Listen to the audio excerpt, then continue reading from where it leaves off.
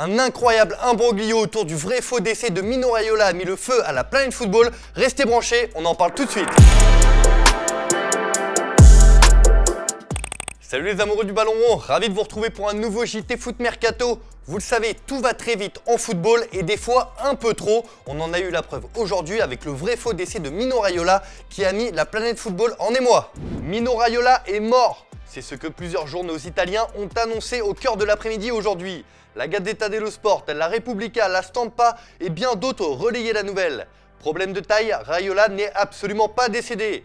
L'agent de joueur est certes bel et bien malade, il avait même été placé en soins intensifs en janvier dernier. Depuis, peu de nouvelles de l'Italo-néerlandais qui s'occupe de joueurs parmi les plus célèbres de la planète football comme Pogba, Ibrahimovic, Haaland ou encore Verratti. Une première rumeur sur sa mort avait circulé dès le mois de janvier qui n'avait pas été confirmée dans les journaux. Cette fois-ci, cela paraissait malheureusement très sérieux jusqu'à ce que son médecin démente vigoureusement l'information. Et encore plus incroyable, Mino Raiola, annoncé mort quelques minutes plus tôt, envoyait un message sur ses réseaux sociaux. État de santé actuel pour ceux qui se demandent, énervé. Pour la deuxième fois en 4 mois, il me tue. Semble également capable de ressusciter. Mino Raiola est donc en vie, mais son état est toujours très inquiétant si l'on se fie aux paroles de son médecin. On lui souhaite le meilleur rétablissement possible.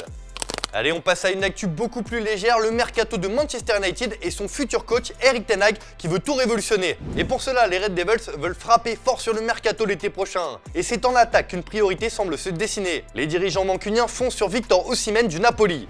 Ce jeudi, la Repubblica révèle que les Diables Rouges ont accéléré sur ce dossier et ont proposé plus de 100 millions d'euros. Une rencontre secrète a eu lieu hier entre le joueur, son agent et le président du Napoli. Si les discussions sont en bonne voie, Emu devra faire attention à la concurrence d'Arsenal et de Newcastle notamment. Mais ten Hag a aussi une idée derrière la tête pour son futur numéro 9. Le néerlandais aimerait emmener dans ses bagages Sébastien Haller qui brille cette saison avec l'Ajax. Pour se l'offrir, il faudra débourser au minimum 40 millions d'euros et être en capacité de financer un salaire estimé à 10 millions d'euros par saison.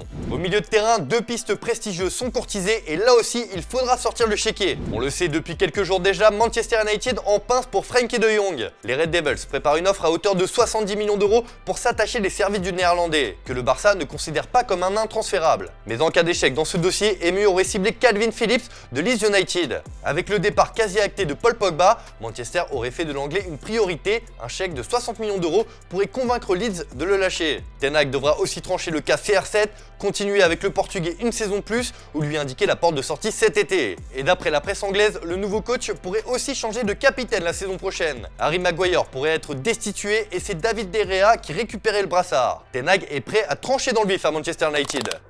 Vous me voyez venir les amis, question du jour, pour vous, quelles sont les priorités du mercato pour Manchester United? Vous nous dites tout dans les commentaires et on en reparle dès demain. Hier, on vous faisait jouer avec notre partenaire Unibet pour remporter un maillot. Pour cela, il fallait trouver le score exact de Liverpool-Villarreal et bravo à Marcelin qui a remporté le concours. Toujours sur le mercato, la Juventus veut se séparer de Moise Kean. Déçu par les performances de l'Italien, la vieille dame réfléchit à anticiper la levée de l'option d'achat quasiment automatique de son prêt pour le revendre plus rapidement. Selon la Gazzetta dello Sport, personne ne s'est encore manifesté, mais la porte est grande ouverte. Le joueur conserve une belle cote en Angleterre, mais encore faudra-t-il trouver un terrain d'entente avec toutes les parties pour qu'un transfert se réalise cet été. Liverpool s'est imposé hier soir en demi-finale aller de la Ligue des Champions face à Villarreal 2-0.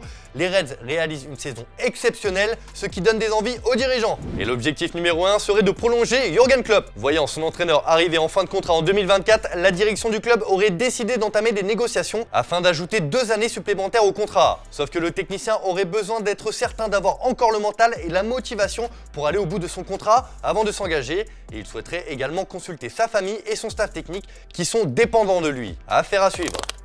Voilà, c'est tout pour aujourd'hui. Merci de nous avoir suivis, merci de votre fidélité. On se retrouve dès demain pour un nouveau JT Foot Mercato. Bonne soirée à tous, bye bye.